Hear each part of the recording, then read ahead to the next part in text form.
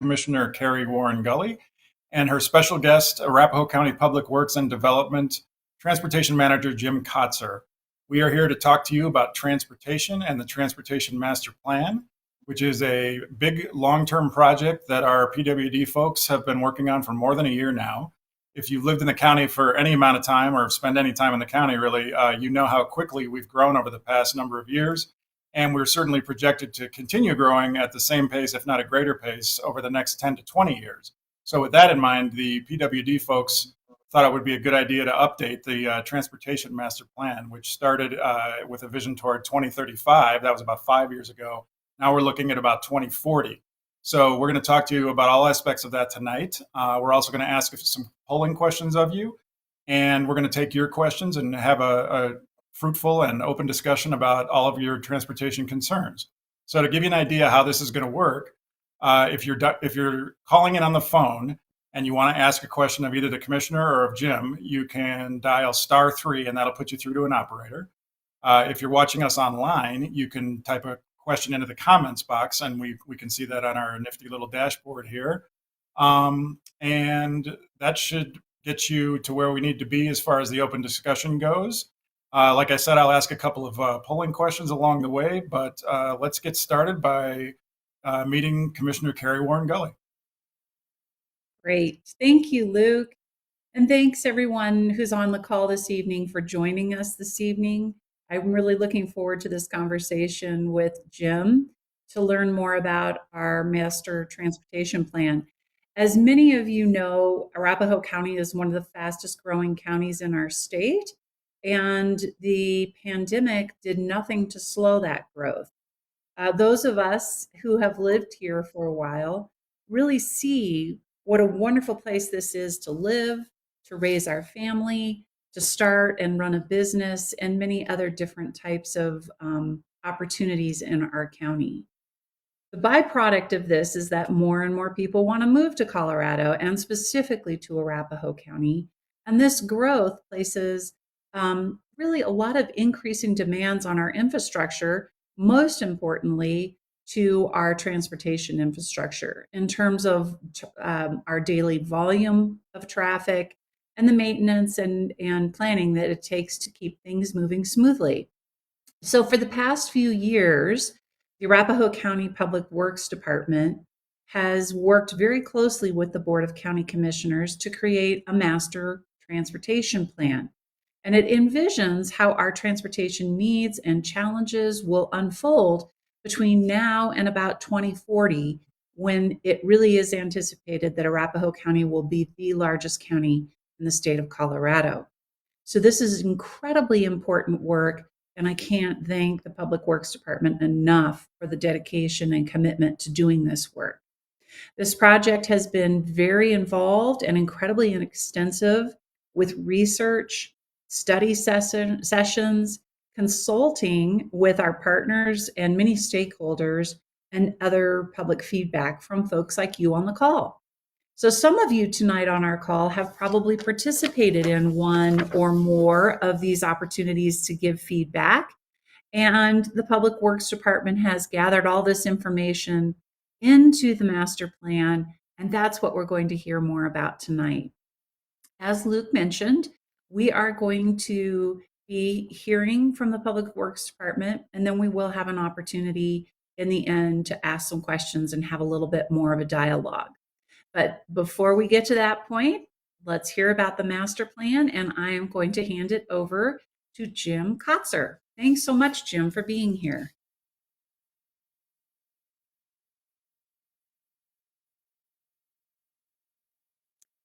Jim, I do not hear you on my end. Are you muted or is... Oh, yes, thank you, Commissioner Warren-Gully. I did accidentally hit mute, and now I'm back. So it's great to be here with you tonight. Yeah. Look forward to the opportunity to talk about our Transportation Master Plan. I've been working with the county for a little over 17 years, and I'm very excited to talk tonight. So we can go to the first slide. We'll talk and get right into it. So Commissioner Warren-Gully talked about the need for a transportation master plan. So before we get into it, this is an update to the existing master plan, which is 2035. So we update these master plans every 5 to 10 years, and we adjust them for what we see is happening with development and with technology and with the projects that have been built. Next slide, please. So the Transportation Master Plan, it takes a while to put one together. As Commissioner WarrenGully mentioned, the Arapahoe County Board of County Commissioners was instrumental in starting this process. They see the importance of this type of plan. So they funded the project, and they've given us some great input along the way, guiding us. We've also engaged the Arapahoe County Transportation Forum. And what that forum is, it's all but one city within the county sitting in a group, and we meet regularly. And this forum talks about the transportation issues and projects that the county faces. It's part of the DRCOG system. So DRCOG is the Denver Regional Council of Governments, and it's basically organization within the metro area that's required by the federal government to be implemented to spend and make improvements to the transportation system. So this transportation forum gave a lot of input into the plan as well. Of course, the public government is moving this forward, but we didn't do this in a vacuum. We've engaged other departments, and then of course we have experts within our department on the land development side, the planning side of things. So it's definitely been a group effort. Also, we have other stakeholders and partners in the area. CDOT is not a stranger to you, and they were instrumental in helping us put this plan together. We also engage the public, and we'll be talking with you tonight, and we appreciate your feedback. And I'll talk here in a little bit about the feedback that we heard from our stakeholders. So Commissioner WarrenGully mentioned why we needed this plan. The county continues to grow, and you can see the graph here on the upper right of the slide. And it shows that Arapahoe County is going to be the most populous county in the metro area, and it'll surpass Denver in 2030 or so.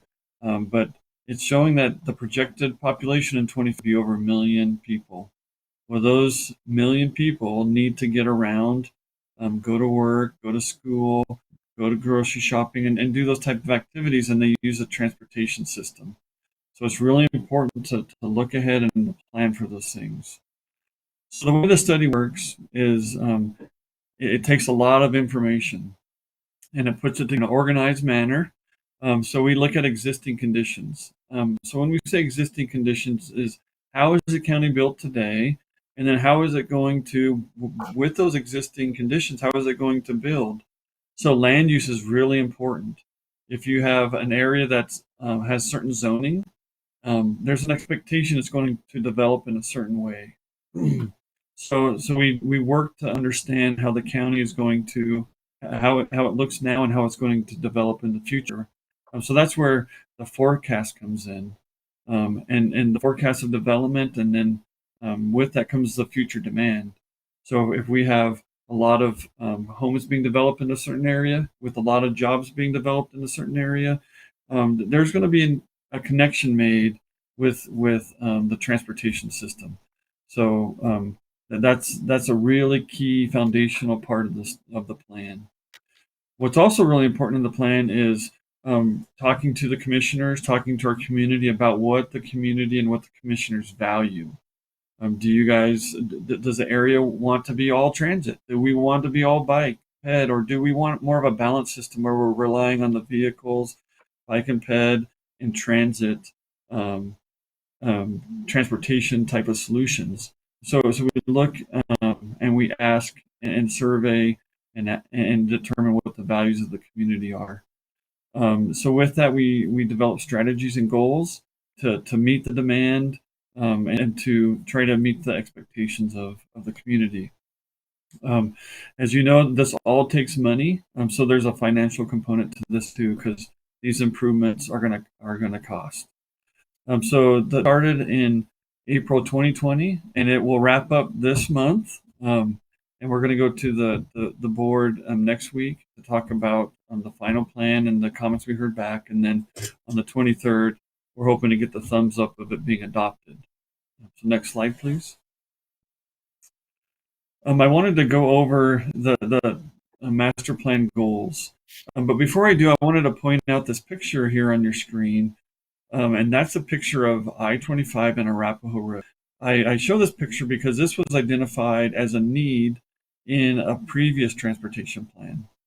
So the previous transportation plan showed this as a need, and then the county worked to develop some partnerships, raise some money, go through the studies, and go through the design to make this happen. And this was put into service, I think, 2018, 2019, and it's serving the community very well. It cost just shy of $100 million, and we're very proud of this project. One thing that I failed to mention on the previous slide, in previous transportation master plans, the county just focused on unincorporated parts of the county. We know that those little unincorporated parts of the county connect with other local jurisdictions, cities, Littleton, Centennial, and those cities. So this effort really focused on the county as a whole. So we brought in and really worked with the local communities, and that's where that Arapahoe County Transportation Forum was really key. I just wanted to mention that to you before I forgot, and to talk just about the difference between this plan and the previous plans. So one of the goals of the master plan is to promote efficient and balanced transportation system. We see that we can't widen roads wide enough to feed all the cars that are coming and that are currently in the system. There's a lot, so we need to find a balanced approach. Another goal is to promote alternative transportation solutions. That could range from many different things. Also, coordinate land use and transportation. As I mentioned before, if we can live close to where we work, there's a less demand on our transportation system. So that's really important to coordinate those two activities. Also, the last one here to mention is to continue a strategic management and tracking approach to the county's transportation system. So this is very important. So each of these goals have policies and strategies that support each goal. So, for instance, in the eastern part of our county, developed, even though it's developing, one of our policies is to provide good connection north and south and east and west in the rural part of our county, especially as it develops. So one of the strategies that we would implement, that we do, is whenever development comes in, we set aside right away along these corridors that we expect to have that connectivity throughout the county. So that's one strategy and a policy that would support my goal here. Next slide, please. On this slide, I wanted to talk about our public engagement. As I mentioned earlier, our project started April 2020, and that happened just to be after everyone was sent home from work in response to COVID. So that presented some challenges to us, but I thought our team did really well at adjusting and providing an opportunity to engage even though we couldn't do it like we traditionally did in person, we were able to engage virtually. So one of the tools is captured here on the right, and I hope this looks familiar to some of you, because that would mean that you participated in giving us feedback.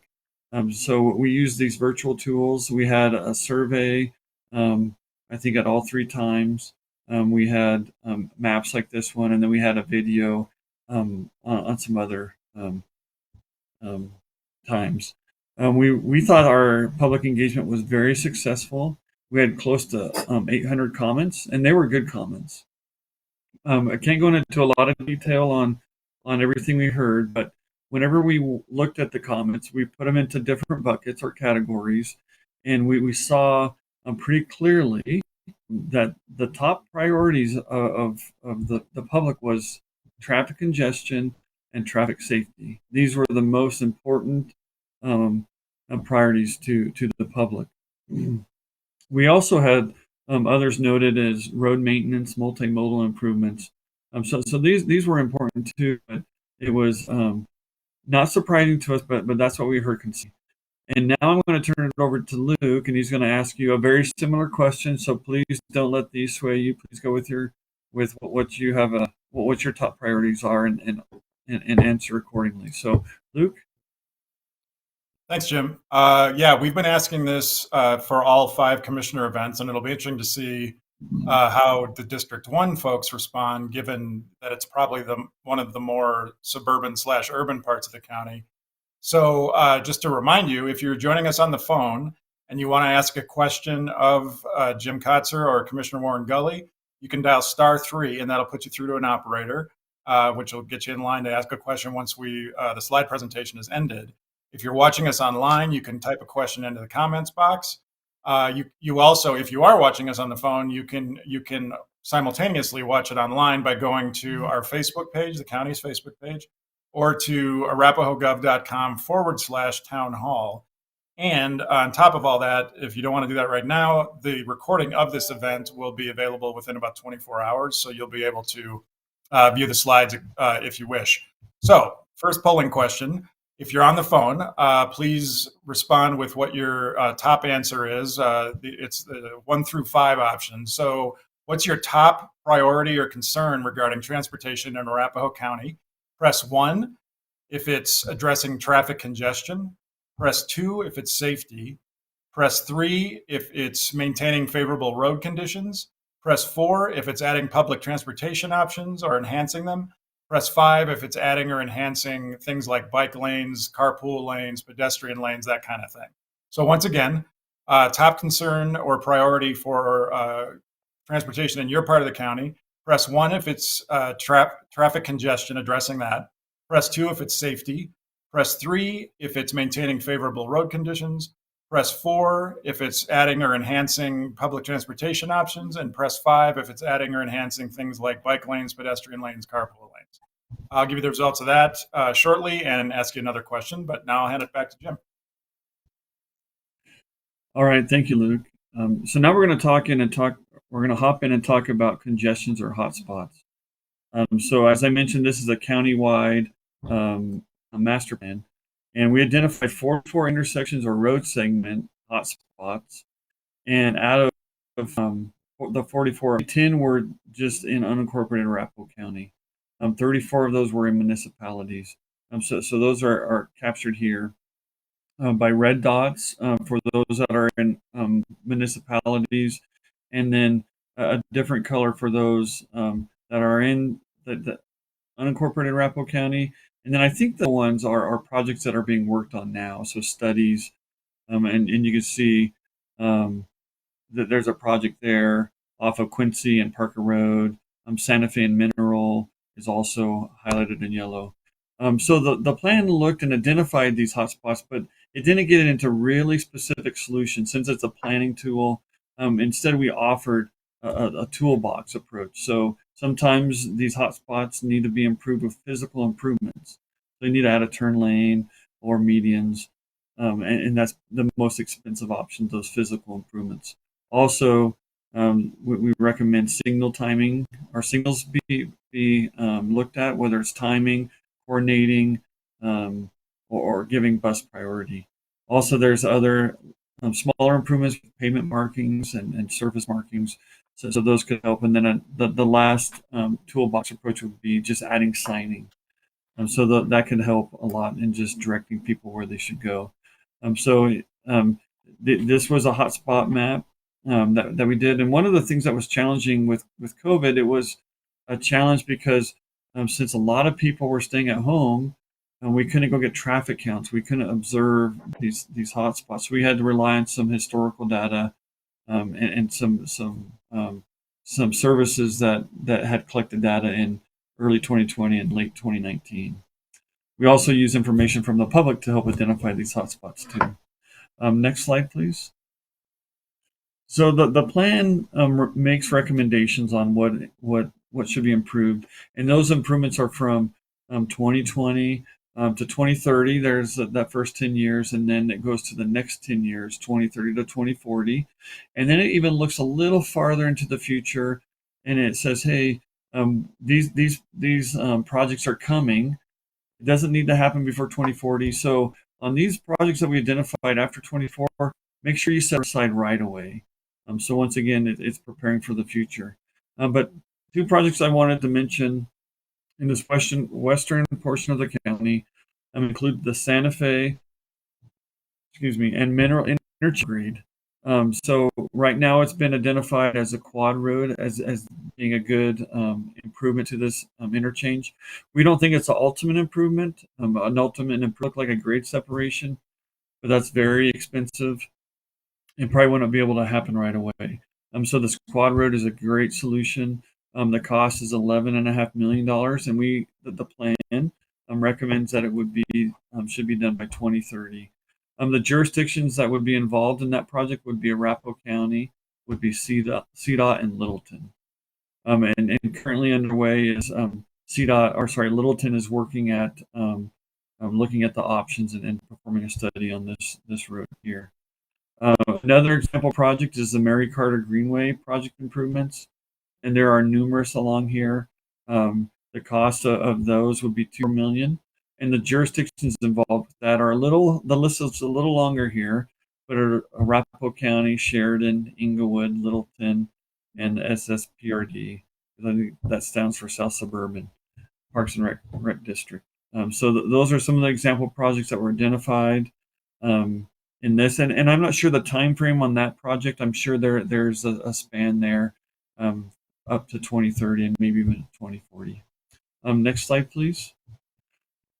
The next area I wanted to talk about was more the central part of Arapahoe County. And when I say central, I mean east of I-25, but west of E-470. So some of the projects that were recommended would be the widening of Smoky Hill from E-470 to Buckley. That road cuts from Southlands all the way up to Parker Road, and it's a really important road. That road was built in a right-of-way for 6 lanes, but it's only built in most of the area at 4 lanes, so the widening can happen towards the middle, which is awesome. So there's very little right-of-way taking that would be needed or acquisitions. So that's really good. We recommend this project to be done by 2030 at a cost of $14 million. And the jurisdictions involved with this project would be Arapahoe County, Aurora, and Centennial. Another project that I wanted to mention was the Inverness Drive on-street bike facility. And we're currently designing this project. The cost is $5.9 million, and we recommend it to be completed by 2030. And we hope to get there and get construction started on that as early as 2022, but probably 2023. The jurisdictions involved with that project would be Arapahoe County, Inverness area district. So there's some great districts down here that really help out in funding some of our projects. So we have a great group with them. A project I didn't mention, but is shown here on the map, would be the Iliff Avenue improvements, operational improvements. And that project is under construction now.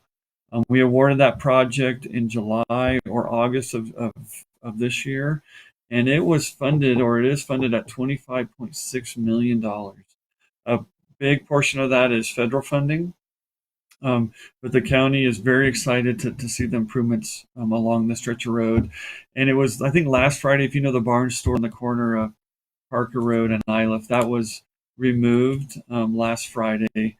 A little bit of history that was taken down. It was sad, but also good because it was in really bad shape. But just wanted to mention that project in case you have been through there. Next slide, please.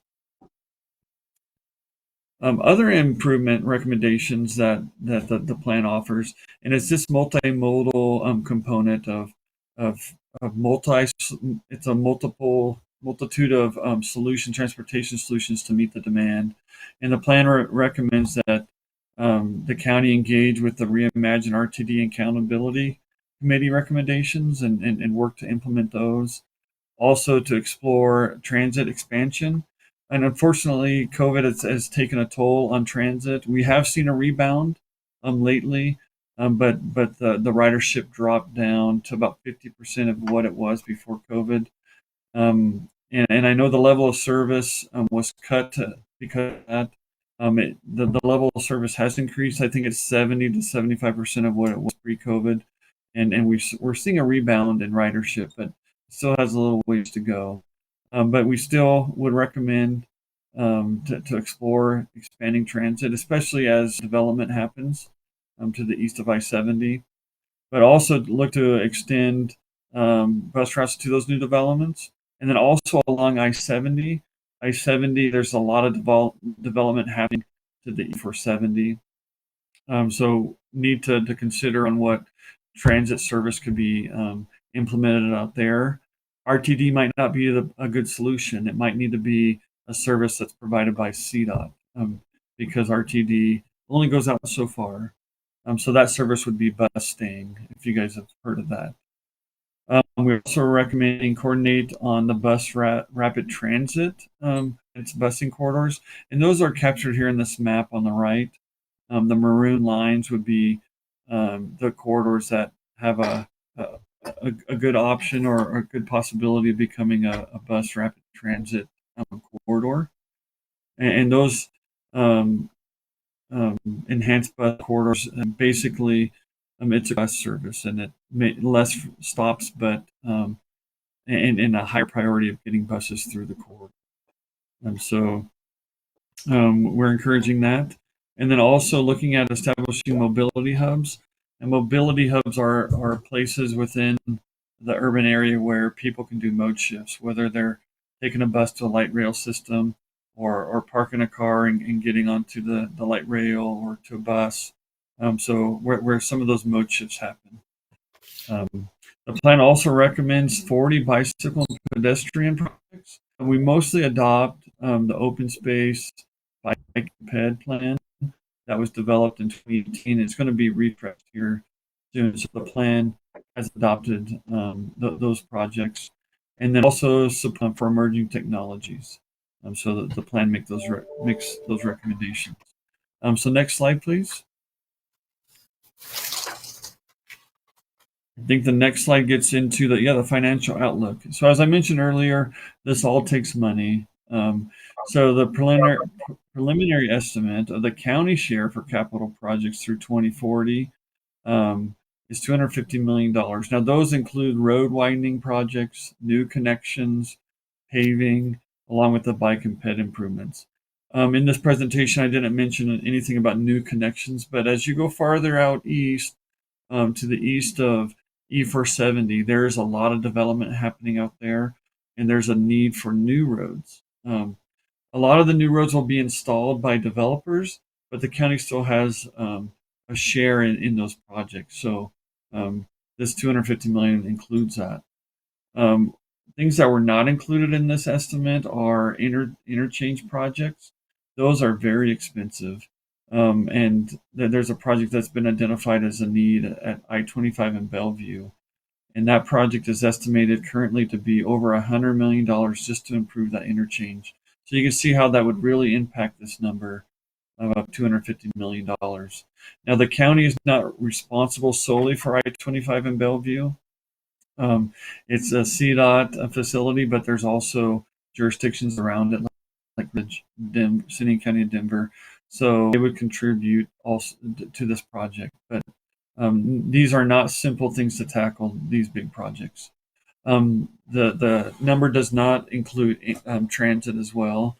RTD provides the transit related services within unincorporated Arapahoe County. Performance measures are being developed and are being proposed. And we look to those performance measures to address the concerns of the traveling public and what we heard.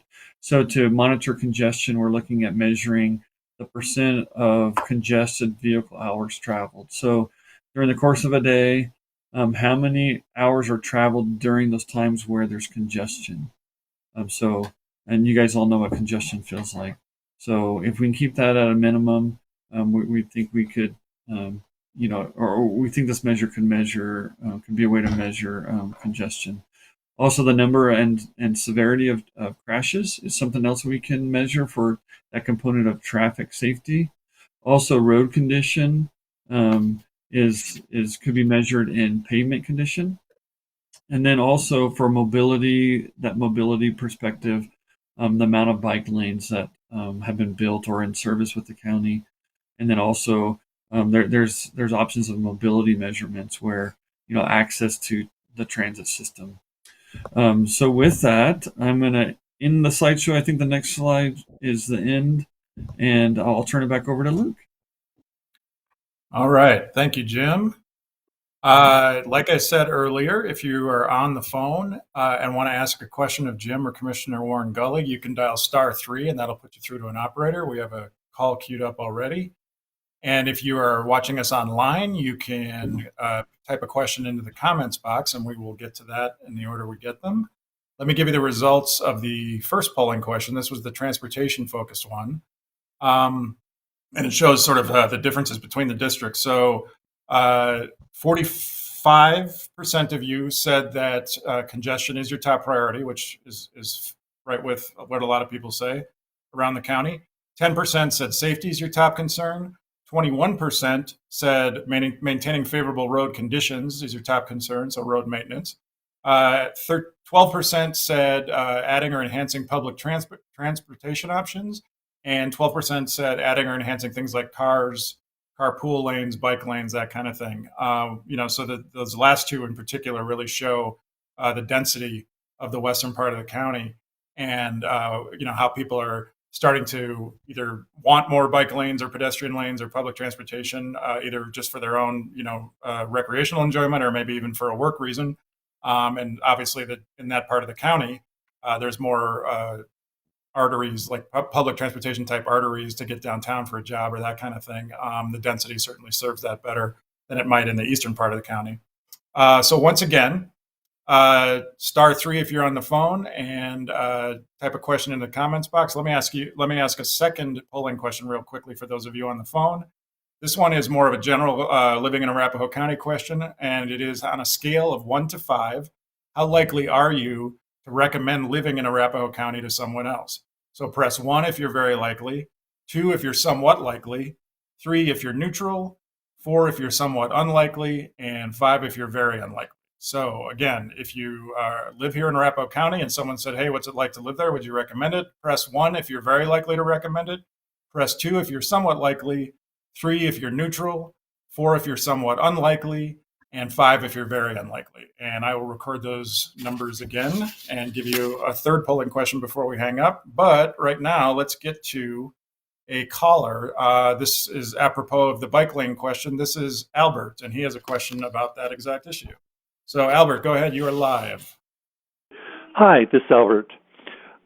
I was wanting to know if in your master plan you have any consideration for adding a traffic light or pedestrian light at Clarkson and Arapahoe to facilitate the bike lane that exists all through Clarkson Street.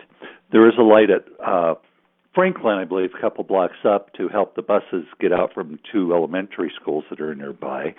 But I know the South Glen neighborhood seems really opposed to this because of, they don't want through traffic.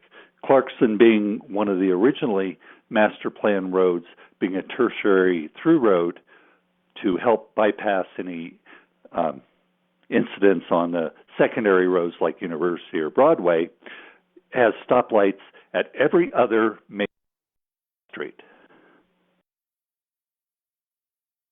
Hello? Yeah, that's hello, are you there?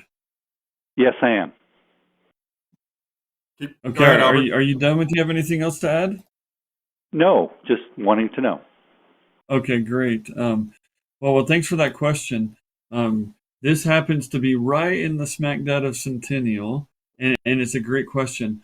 I'm not familiar with what the Bike and Ped Master Plan does recommend here, so I'll have to look that up. But it's a great question. So from what I understand, it's really important to have a traffic light signal here at Arapahoe and Clarkson to encourage the conveyance, if you would, of bikes along the bike lane along Clarkson. Is that correct? Yes, that's correct. Okay, very good. So I'll get back with you on that, and that's one of the things that was pointed out. I don't think we heard that in the transportation conversations that we had. I will also look to see if that's addressed and make a note of that in these comments that we're going to use to finalize the transportation master plan. One of the things that I didn't mention, we do have corridor plans or key corridor plans along these key corridors within Arapahoe County. So one of the key corridors was identified as Arapahoe Road. So along those key corridors, we do make recommendations for specific improvements. So I will make sure that's noted in that plan. So I really appreciate you passing along that information. And we've also captured Albert's phone number too, if you wanted to clarify anything with him.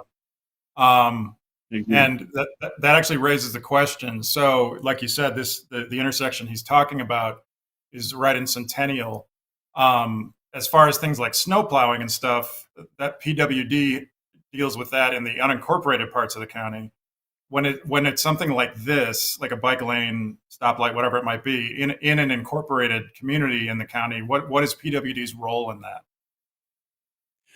Yeah, PWD's role, at least the county PWD, because Centennial also has a public works department as well. Especially as it relates to the transportation master plan, is to note that need and that desire, communicate it to the city of Centennial, and we don't really have any jurisdiction over the Centennial Public Works, and we would communicate the need and then ask them to consider it and make the case. And then, of course, we would look for very similar things in our county that would provide a barrier to a bike lane. Because I could see that being very challenging, trying to take your bike all the way across Arapahoe Road to continue on along Clarkson.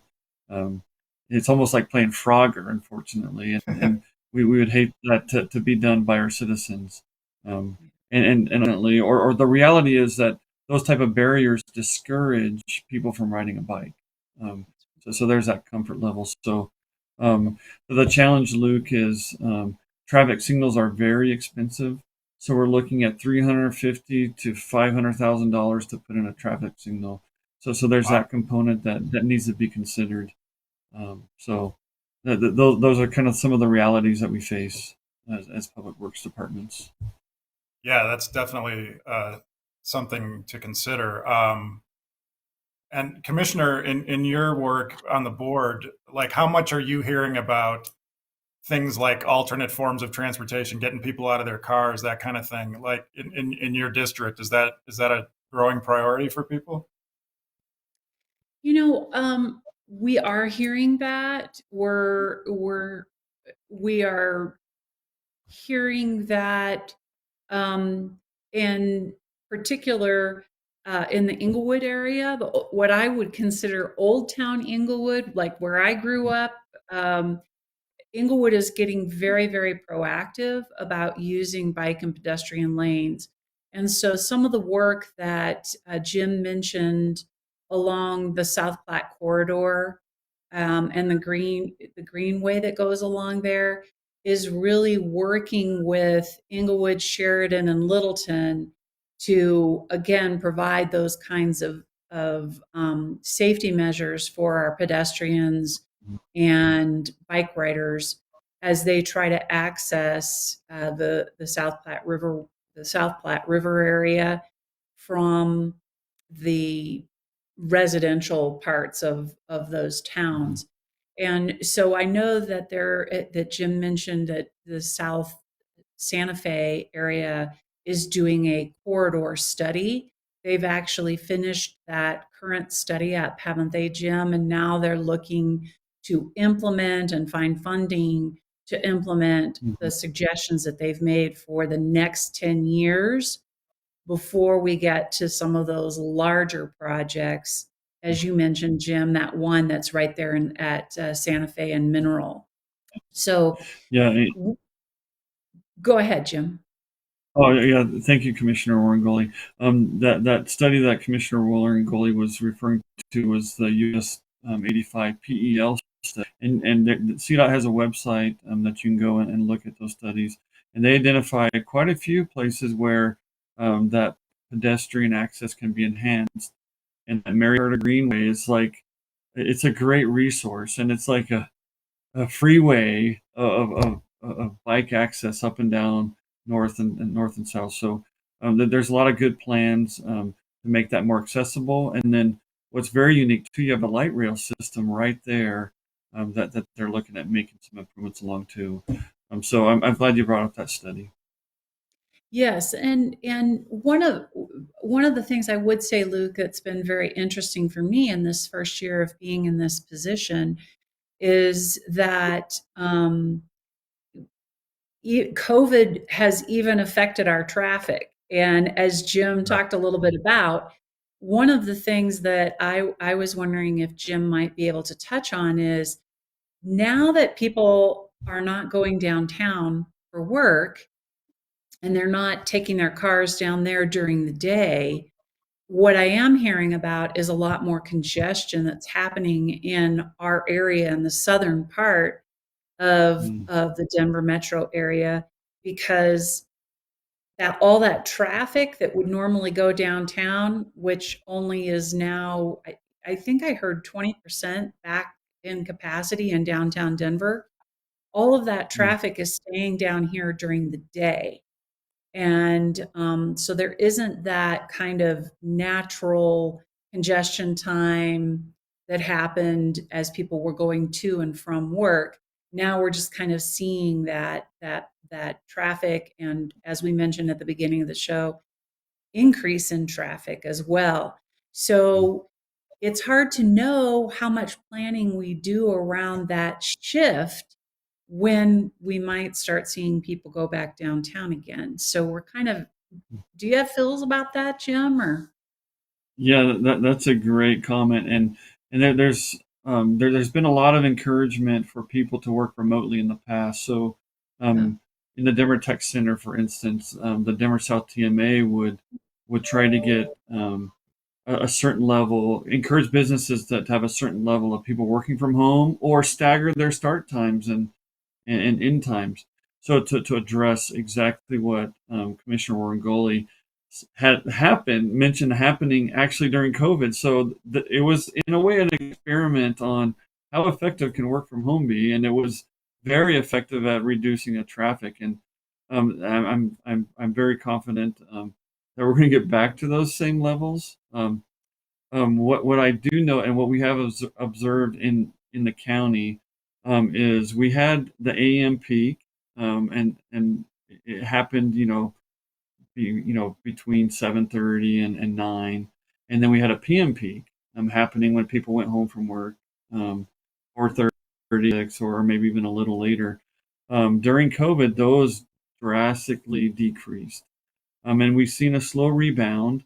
And the rebound hasn't quite made it to the same level of traffic volume that we saw in the AM and PM peak before COVID. What we have seen is around the peak, but we also seen the spread of traffic throughout the day. So that's been remarkable. Right.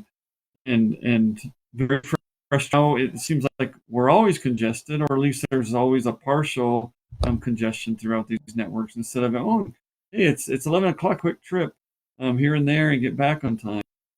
Now it's definitely changed, and I'm curious to know, like you just mentioned, I wish I had a crystal ball and I could say, oh, this is exactly the way it's going to shake out. But we know that traffic has rebounded, and there's been a little bit of behavioral shift in the way that traffic is moving about.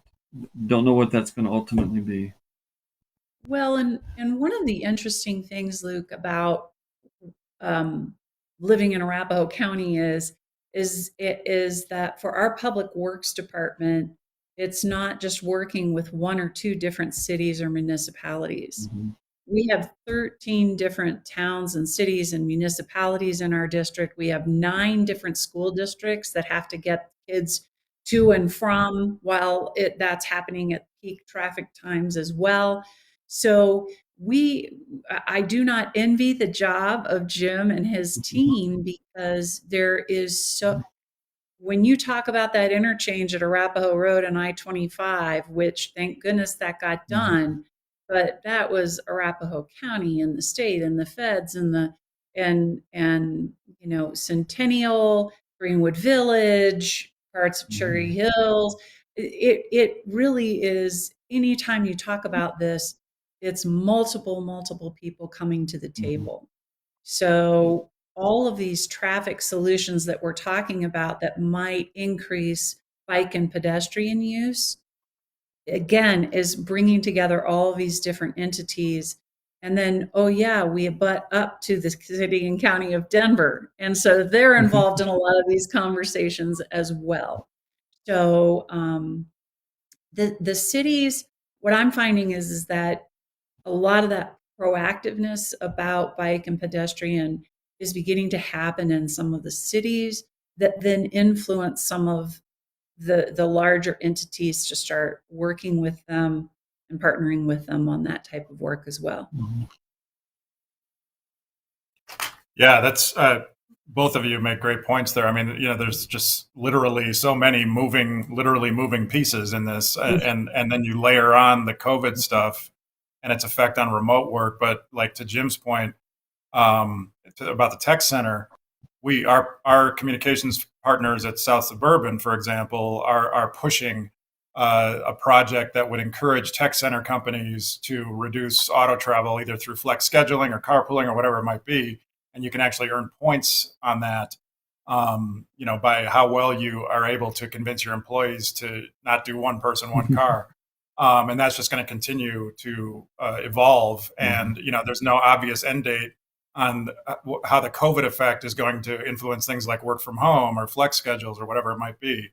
So that's I think that makes a lot of sense, that out in the suburbs, we're seeing more people, driving out for lunch or running some errands or whatever that they might not be able to do when they work downtown. So yeah, the effects are real for all of us in all of the metro area, I think. Just to remind everyone, we have a few minutes left to take some questions. *3 if you're on your phone, and type it into the comments box if you're watching us online. Let me give you the results of our second polling question, and then I'll ask you the last one. This was on a scale of 1 to 5. How likely are you to recommend living in Arapahoe County to someone else? 23% of you said very likely. 58% said somewhat likely. 15% are neutral. 4%, said somewhat unlikely, and nobody on this call has said very unlikely. So for those of you that are in the neutral or reluctant category, we'd love to hear why. Like, why would you be less likely to recommend living here to someone else? Because it's maybe something that we could help with. You could let us know that by emailing communicationsservices@arapahoegov.com, and we will get your comments or questions to the right people.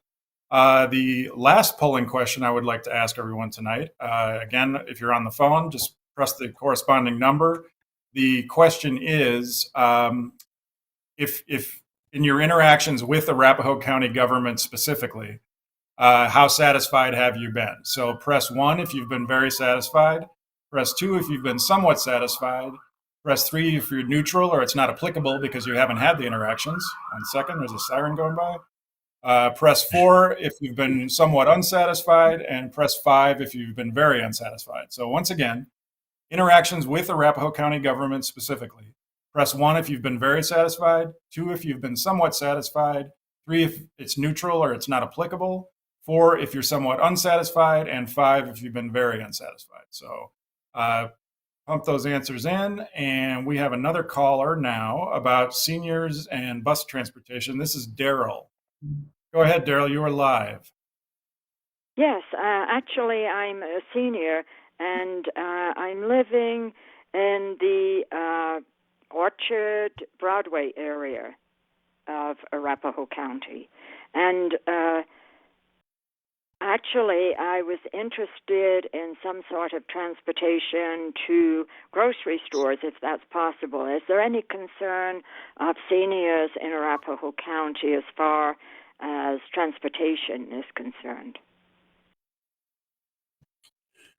Yeah, so good question, and the county is concerned at some level because we provide some assistance for seniors that are looking to make those type of trips. So if you go to the county's community resources page, there, I'm trying to pull it up as I, but it's a good question. We also have to realize you bring up a good point that the population is within the county, and I think within America. So we have to make sure that the transportation system meets needs of all the users of the system. So, for instance, do we have adequate lighting and adequate signage for those that struggle at seeing at night? Or do we have those services for people that might not be able to drive anymore? We provided a resource last week to someone that asked a very similar question. So be happy to share that with you. If you could leave your contact information, I don't know if Luke's able to get it, but I can call you later this week and get you that resource. And it's our community services department. Still having a hard time doing two things at once. Yeah, I can help you with that, Jim. Yeah. Okay. Thank you. I'm sorry. It was Luke, was the name Daryl? Yeah, I have. It's Daryl Brooks. I have her number down here. I can get it to both of you. Okay. So one of the things that I would also mention is, as Jim mentioned, we do have senior services through our community resources program in the county, but also one of the beautiful things about District 1, and again, I'm very partial because I grew up here, but one of the really beautiful things about District 1 is that we have very active cities and cities that are working very hard to try to span services across all of our different residents that live in our community and all of the different needs that they may have. So, and the other thing that's nice about Inglewood, Littleton, Sheridan is that they are pretty contained cities and they can provide services for our residents that a city like Centennial, which is very spread out, doesn't have kind of a central city services area. It's very difficult for them to provide services. But for example, in Inglewood, they do have a shuttle that runs through, it kind of goes by Swedish, goes by several different grocery stores and into city center of Inglewood and to some of our senior residence areas. So that's a little shuttle that they have. I know that in the past, Littleton has had a shuttle similar to that, but they have had some financial struggles. And so that service is not as robust as it used to be. But there are sometimes services at the city level that provide services and you can get ride services.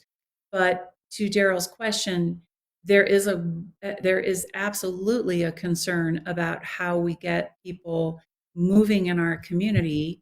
And it kind of ties into that whole pedestrian and biking situation as well. And that is that we're going to be doing a lot of these little short trips, either to a grocery store or to the restaurant or to a doctor's office.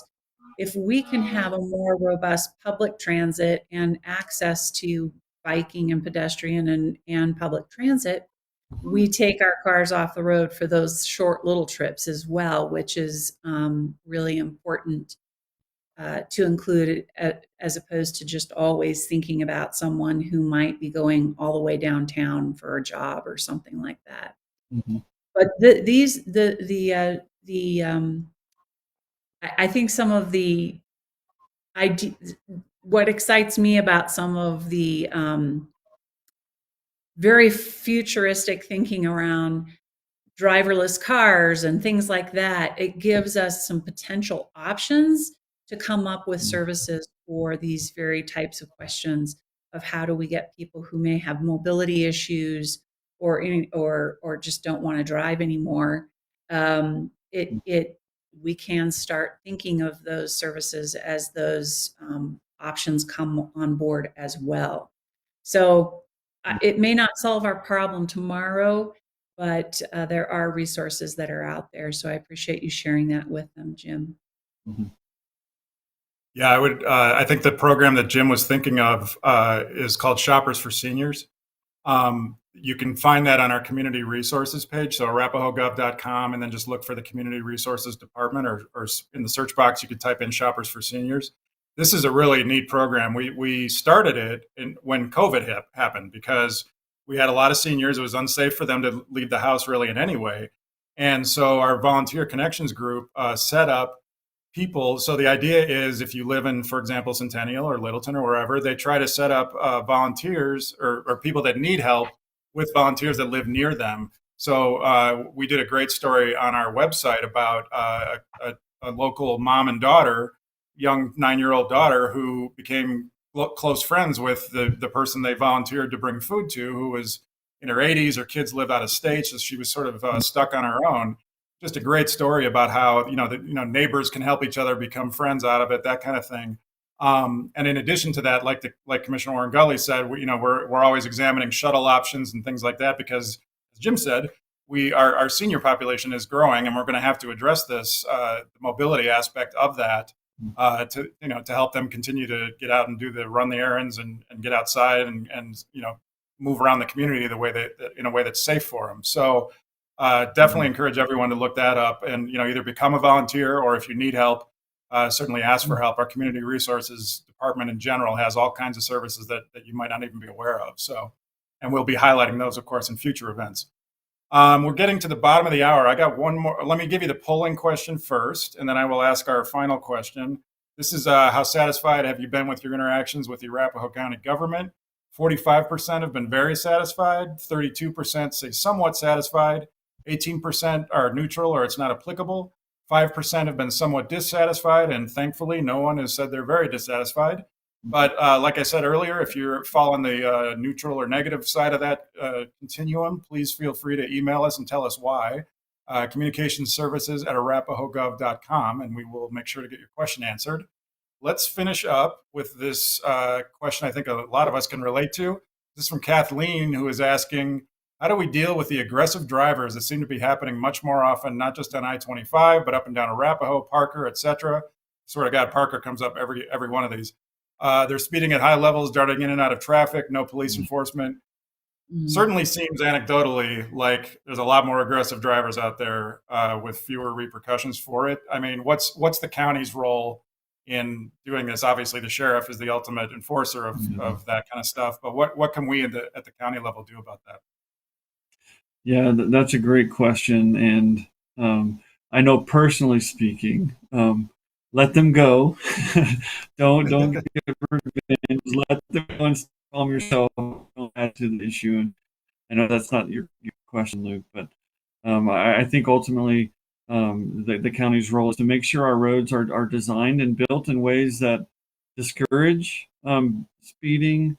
Now, we all know that there's people that speed and they're just unsafe. So generally speaking, speeding, if we can design our roads safe and get the right classification of roads where, hey, this road is straight and wide, so go the speed limit, which is 50 or 65.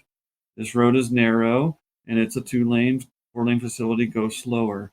So I think from the design perspective, that's really important. For the people that are very aggressive, the engineering part almost comes out of it. It's almost more of a law enforcement type of issue. I know traffic signal timing can discourage speeding. So you speed up to the next red light versus if you go the speed limit, you can catch the green light. So I think signal progression can help discourage speeding, but it's very difficult to regulate those aggressive drivers and those angry people that are just acting irresponsible. Absolutely.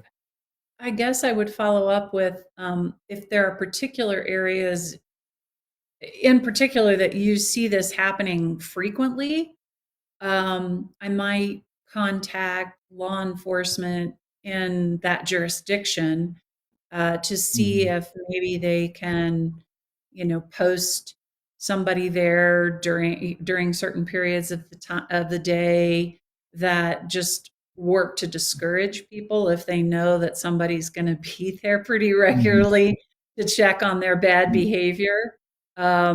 So sometimes that works.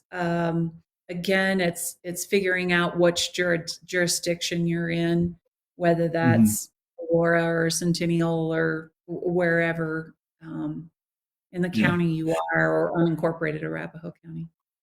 Yeah, and thanks for that, Commissioner WarrenGully. If you don't have any place to go, reach out to Arapahoe County Public Works. And oftentimes, if we'll get complaints about speeding, and ultimately, we're not going to be the one to give tickets. But we have very good connections with the sheriff's office in unincorporated Arapahoe County. We can help the speed study. We can talk with the sheriff and mull over options on how to attempt to slow people down, and work hand in hand with them. So if you can't figure it out, give Arapahoe County Works a call. Yeah, even if we're not the ones to solve the problem for you, we can always point you to other people who can. And again, that's communication services at arapahoegov.com.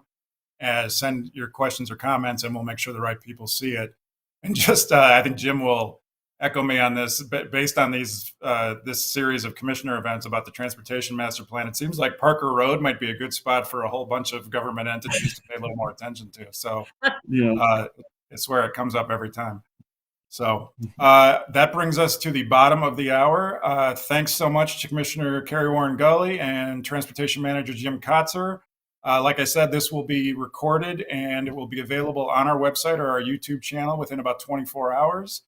And we look forward to seeing you again soon in person. Our next round of conversations with commissioners will probably begin around February, and just watch our website for that. And everybody have a safe and productive holiday. Thank you. Goodbye. Thanks. Bye.